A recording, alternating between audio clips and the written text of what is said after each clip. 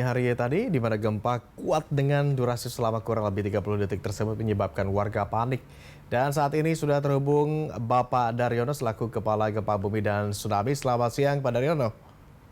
Selamat siang, Mas. Pak Daryono, getaran gempa cukup dirasakan warga di sana. Apakah ini masih berpotensi gempa susulan begitu seperti imbauan BMKG sebelumnya? Iya, jadi hasil monitoring BMKG hingga data terkini ya, kita baru mencatat 8 kali gempa susulan yang terbesar magnitudo 5,0. Jadi tampaknya ini cukup eh, sedikit ya gempa susulannya jika melihat magnitudonya 6,9 di gempa utama itu. Tapi ini sebuah tanda baik bahwa untuk aktivitas saat ini tampaknya tidak banyak susulannya, Mas. Baik, gempa Mentawai dirasakan hingga 8 kali dalam waktu yang berdekatan. Sebenarnya apa yang menjadi pemicu gempa tersebut, Pak Daryono? Ya, jadi gempa ini terjadi di bidang kontak antar lempeng. Jadi lempeng Australia itu kan menunjam ke bawah lempeng Australia. Lempeng Australia itu menunjam ke bawah lempeng Eurasia, dan di pertemuan di bidang kontaknya itu terjadi patahan ya. Dan gempa ini populer disebut sebagai gempa megatrust ya, karena berada sudah subduksi. Nah, ini sebenarnya gempa yang merupakan rentetan gempa yang cukup panjang ya, sejak tahun 2013, 2016, 2018 kemarin. Dan ini merupakan aktivitas di seismic gap ya. Jadi seismic gap itu zona yang berpotensi gempa besar tetapi belum rilis energinya. Jadi kalau kita melihat Sumatera atau pantai barat Sumatera itu segmen-segmen megatrustnya sudah rilis semua, Mas. Seperti tahun 2000 itu 7,9 itu ada di Bengkulu, Lampung. Itu tahun 2000 ya. Kemudian 2004 kita tahu tsunami Aceh ya, yang dahsyat dampaknya itu 9,1. Kemudian 2004 2005 itu di sebelah selatannya di Nias ini 8,5. Kemudian lompat ke selatan ke Bengkulu tahun 2007 itu 8,7, Mas. Kemudian tahun 2010 itu ada di Pagai, tsunami juga. Nah, satu-satunya zona megatrust yang masih belum rilis itu hanya di segmen Mentawai Sibrut, yaitu yang ada gempa tadi pagi itu. Jadi kalau kita melihat potensi yang dapat terjadi hasil analisis para ahli itu di segmen megatrust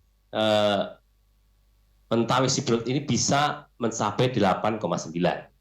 Nah, tetapi beberapa kali di zona ini, khususnya di Sibrut bagian utara ya, ini sudah beberapa kali rilis gempa berkepala 6 ya. Nah, meskipun tidak signifikan, tetapi ini bisa sedikit banyak mengurangi lah tegangan yang terakumulasi di zona ini. Jadi ini yang fakta tektonik yang kami sampaikan, Mas. Nah, apakah masih potensi? Masih, karena belum rilis semuanya. Sehingga kita tetap akan terus memantau aktivitas gempa di zona Mentawai Sibrut ini, Mas, ke depan ini.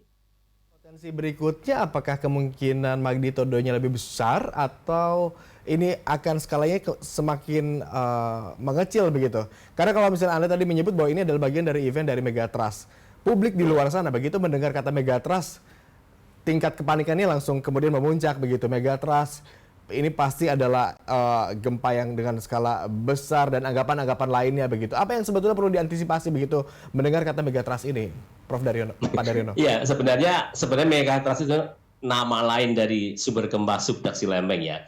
Jadi kalau sebuah lempeng menunjam ke bawah lempeng lain, kemudian di situ ada bidang kontak antara lempeng, nah itu disebut megatrust karena mirip dengan model patahan naik atau yang besar ya. Jadi megatrust itu patahan naik yang besar. Jadi analogi subduksi itu mirip dengan patahan naik yang besar. Jadi memang megatrust ini sumber gempa yang mampu merilis gempa berkekuatan besar.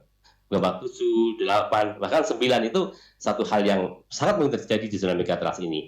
Nah, kalau kita melihat fakta tektonik sejarah tadi itu, baik dari Lampung, kemudian Bengkulu, Pagai, kemudian Nias, kemudian Aceh. Nah, ini sibrut ini yang masih lowong, Mas. Jadi semua para ahli sepakat bahwa masih ada medan tegangan di sini.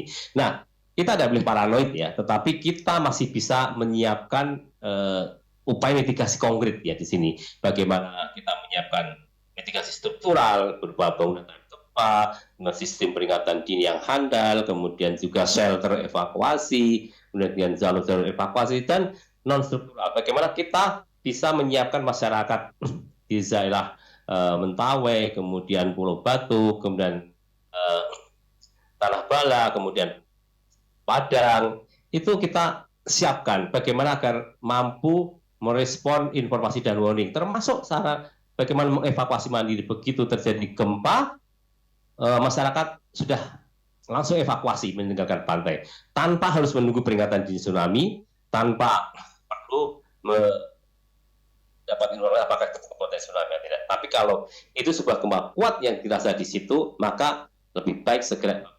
Dan ini sudah dilakukan oleh masyarakat Simelu sejak ratusan tahun dan terbukti efektif di dalam menekan korban jiwa akibat tsunami. Karena begitu tsunami datang di pantai, pemukiman pantai itu sudah sepi karena sudah lari ke tempat tinggi. Demikian, Mas. Baik, setidaknya warga sudah tahu apa yang harus dilakukan begitu gempa terjadi. Seperti tadi kalau kita lihat di wilayah itu sendiri, warga kemudian berbondong-bondong membawa kendaraannya begitu ke bypass ke daerah yang dataran lebih tinggi, begitu ya. Iya, tanpa bermaksud menakut-nakuti halayak di luar sana, Pak Daryono, Anda tadi juga menyebut bahwa potensi itu tetap ada, tetapi potensi yang ke depannya itu belum terjawab tadi, lebih besar atau lebih tinggi, lebih rendah magnitudenya? Ini pertanyaan bagus, tetapi tidak mudah untuk menjawabnya, Mas. Karena memang hal seperti itu masih sulit untuk diprediksi ya.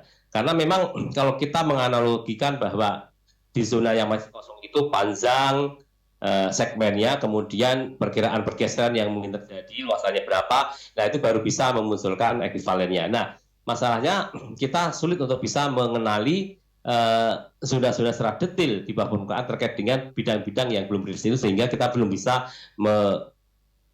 mengestimasi berapa sisa magnitudo yang mungkin. Tapi menurut saya untuk gempa-gempa 6 ini memang belum signifikan sekali untuk bisa mengurangi energi berkekuatan 8,9 itu.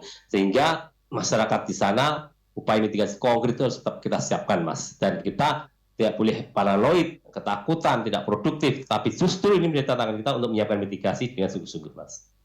Tidak bisa diprediksi secara pasti berapa besaran magnitudo yang kemudian berpotensi akan terjadi, tetapi itu bukan yang terpenting. Yang terpenting adalah bagaimana warga kemudian bisa merespon gejala itu secara cepat sehingga penanganannya atau tindakan preventif bisa dilakukan sedini mungkin. Begitu, terima kasih Pak Daryono atas kesediaan Anda untuk bergabung bersama kami di Berita Satu Siang. Selamat kembali beraktivitas, Pak Daryono.